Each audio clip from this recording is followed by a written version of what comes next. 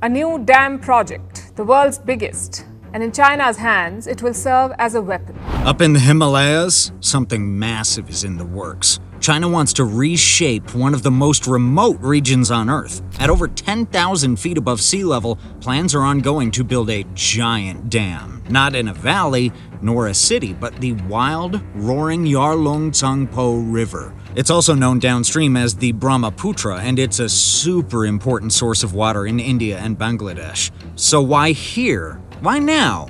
You're probably imagining something similar with the Three Gorges Dam. Being the world's largest hydropower plant, it generates more electricity than some entire countries. But this new high-altitude project? It's supposed to have an even bigger impact. From shifting power balances to environmental risks and even speculation of affecting Earth's rotation, this isn't just another dam proposal. So before we start, we have to look at what China has already built, and that's the Three Gorges Dam. This dam is found on the Yangtze River, also the longest river in Asia. The Three Gorges Dam right now is the largest hydroelectric power station in the entire world. Unbelievable, right? Construction began in 1994, and it took nearly 2 decades to complete. When it became fully operational in 2012, it basically set a new global benchmark. When it works at full capacity, it turns out 22.5 gigawatts of electricity. That's a lot. The dam is a physical giant as well. It's over 2.3 kilometers wide and towers at 185 meters high. But this scale came at a price. To make room for the reservoir, millions of people had to move away. There were also environmental concerns. Some critics pointed to how much damage was done to river ecosystems. They also worried about sediment buildup and water quality. Yet despite all that, the project pushed forward. Now, we know that China wants to build a dam, but to fully understand the situation, we have to go to a place called Tibet. You've probably heard of it. However, Tibet isn't just a place of monasteries and mountains, it has huge water sources. In fact, the Tibetan Plateau feeds the rivers that supply fresh water to over 1.5 billion people across Asia. And among these rivers, none is more strategically sensitive than the Yarlung Tsangpo, which becomes the Brahmaputra once it crosses into India and later flows into Bangladesh. Let me explain. The river starts in western Tibet, then it travels east across the plateau, making a dramatic U-turn, popularly called the Great Bend. After this, it plunges into the world's deepest canyon. Additionally, it flows south into India's Arunachal Pradesh, then finally into Assam and beyond. It's super powerful, and it's largely untapped, at least for now. This stretch of river has what engineers call hydropower gold.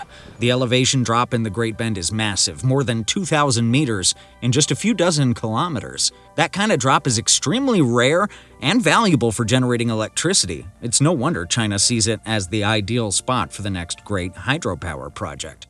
But it's not just about energy. Water is now one of the most important resources in the 21st century, especially in Asia, and unlike oil or gas, you can't import rivers. That gives China motive to control the water source. For India, this is a huge concern. The Brahmaputra isn't just any random river, it does a whole lot. China wants to build a dam in Tibet, but they don't want to build just any dam. Late in 2024, China officially approved construction for a huge dam on the Yarlung Tsangpo River in Medog County. That's not far at all from the Indian border. Now, this isn't a rumor, it's something China actually plans to do, signaling their intentions and long-term plans, even though full construction hasn't officially begun. If it eventually gets completed, some reports speculate that the dam would generate a staggering 60 gigawatts of electricity, making it the world's largest power station if built as proposed. And that's almost 3 times the capacity of the Three Gorges Dam. Frankly, this potentially could be the largest power station in the world by far. But wait, the dam's size isn't the only extraordinary thing about this project. Unlike the Three Gorges, whose elevation is quite low, the Medog Dam would be built at over 10,000 feet above sea level. The terrain is rugged, there's limited access, and even the weather gets extreme. However, because of the Great Bend of the Yarlung Tsangpo, the dam could harness one of the steepest and most powerful river descents anywhere on Earth.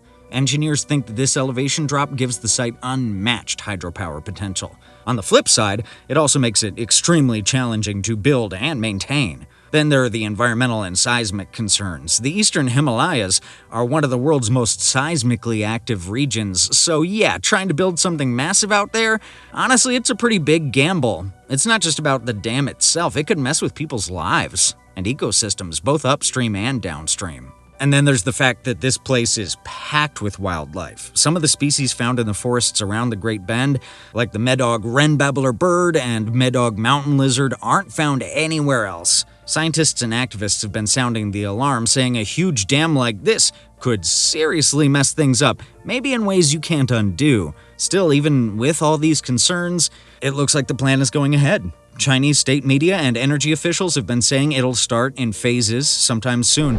It's not cheap either. Some speculative estimates put the cost over $100 billion, although nothing's official yet. However, that would make it one of the priciest projects ever built.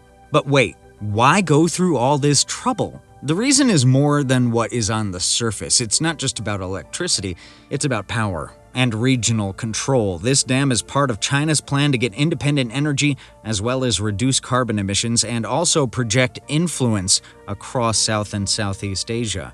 China wants to build a dam, fine. But then what? What happens to India? To Bangladesh? That river doesn't stop at the border, it keeps going. Once the Yarlung Tsangpo crosses into India through Arunachal Pradesh, it's known as the Brahmaputra. After that, it flows across Assam, winding through all the flat, low-lying areas. Then it heads into Bangladesh, where it joins up with the Ganges. From there, it just keeps going until it finally reaches the Bay of Bengal. This river system supposedly supports over 130 million people. For example, during the monsoon, its large volume helps to balance the ecosystem, although it could get dangerous when flood levels spike. So when China starts asserting control over the upper reaches of this river, India and Bangladesh grow anxious, and for good reason. China hasn't revealed exactly how the planned Medog Dam is supposed to work.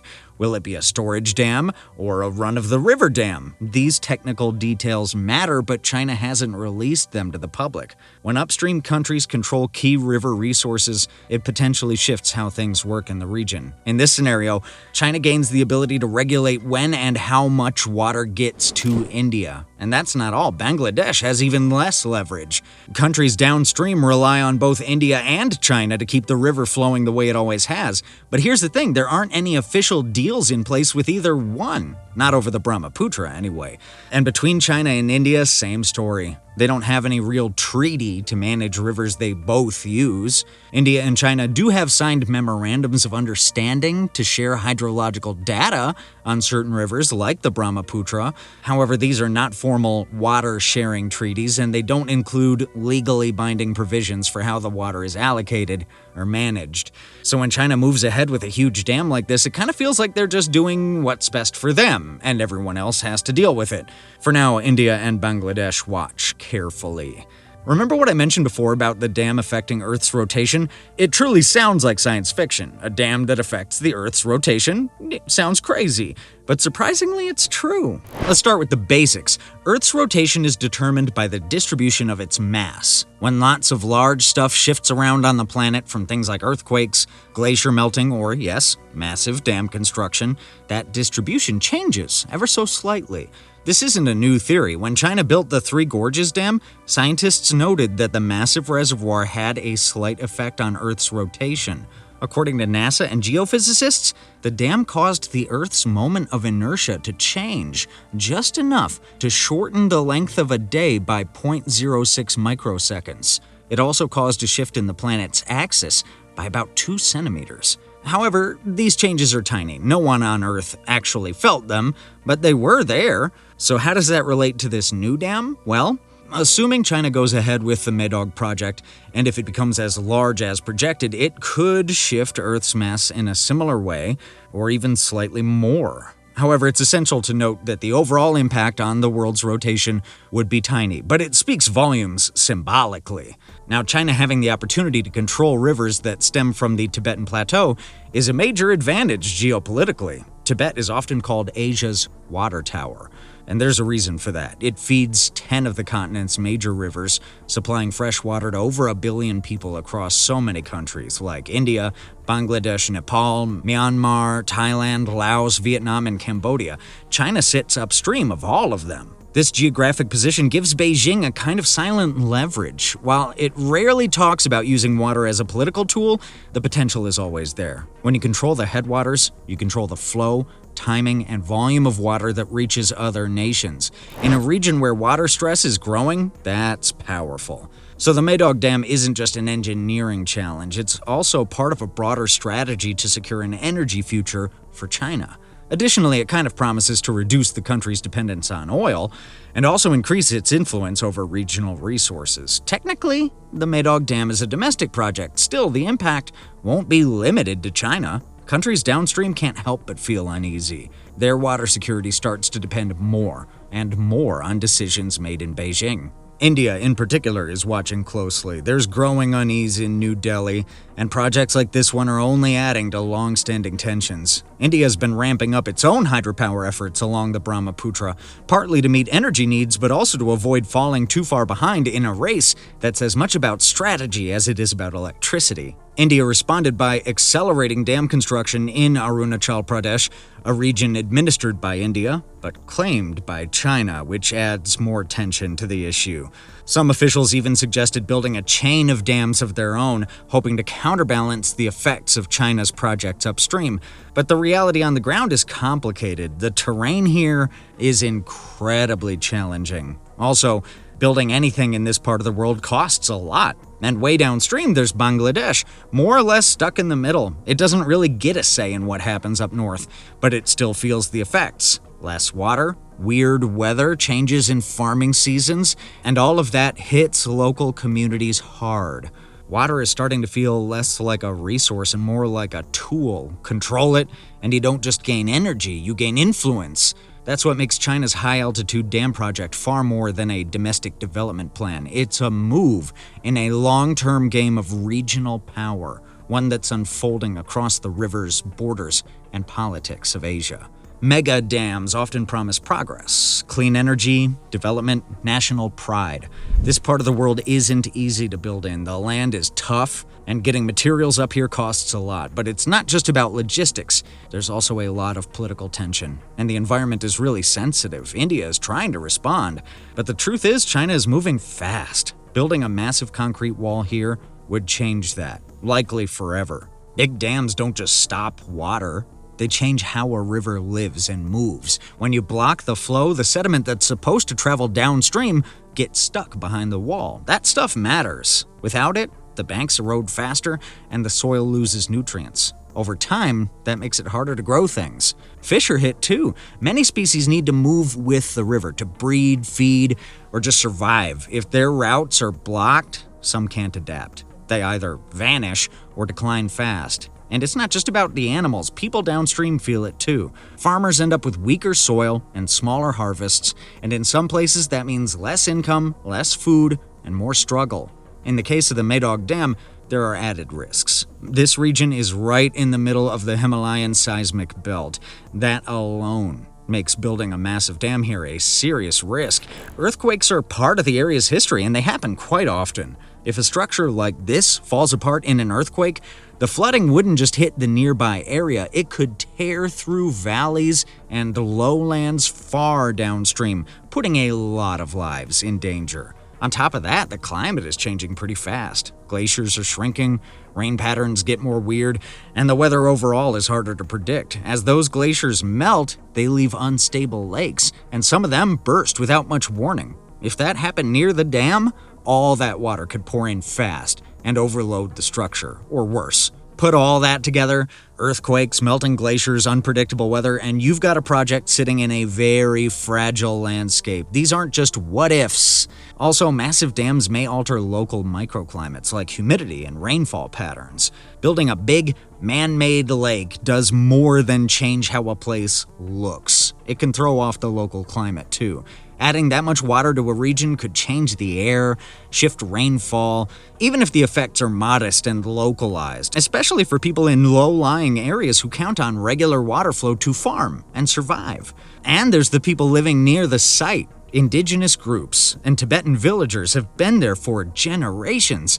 If the dam goes ahead, some of them might be forced to leave. And moving isn't just about changing addresses. It can mean losing land, tradition, and a way of life that's tied to that place. You can't just rebuild that somewhere else. History offers sobering lessons here. Look at the Three Gorges Dam. Yeah, the Three Gorges Dam got a lot done in terms of big infrastructure, but it also forced over 1 million people to move. Families lost their homes, and some cultural sites disappeared forever. That kind of thing doesn't just go away, and now there's a real chance we could see something like that happen again. It needs to be part of the conversation. So is the Medog Dam a breakthrough, or is it a step too far? It depends. In March 2021, China's 14th five-year plan officially included the Yarlung Tsangpo Hydropower project, signaling intent to develop the river's immense energy potential. The proposed site in Medog County lies near the Great Bend, where the river drops over 2,000 meters, a rare gradient that makes it one of the most promising, yet technically difficult, hydropower locations in the world. While no construction has begun, as of mid-2025, surveys, feasibility studies, and environmental assessments are likely underway. Power China and the Chinese Academy of Sciences have released early-stage proposals suggesting the dam could generate between 50 to 60 gigawatts if fully developed, potentially making it the world's largest hydropower facility. Despite lacking formal treaties, China has maintained basic hydrological data sharing agreements with India during flood seasons. Still, international experts continue to warn about the environmental and geopolitical risks, especially due to the region's seismic activity, ecological sensitivity, and the river's transboundary significance. To sum it up, it's clear that this is more than just a dam project. It's a symbol of the 21st century's biggest challenges: how to balance power and responsibility. What are your thoughts on this dam? Leave them in the comments, and don't forget to hit like and subscribe for more updates like this.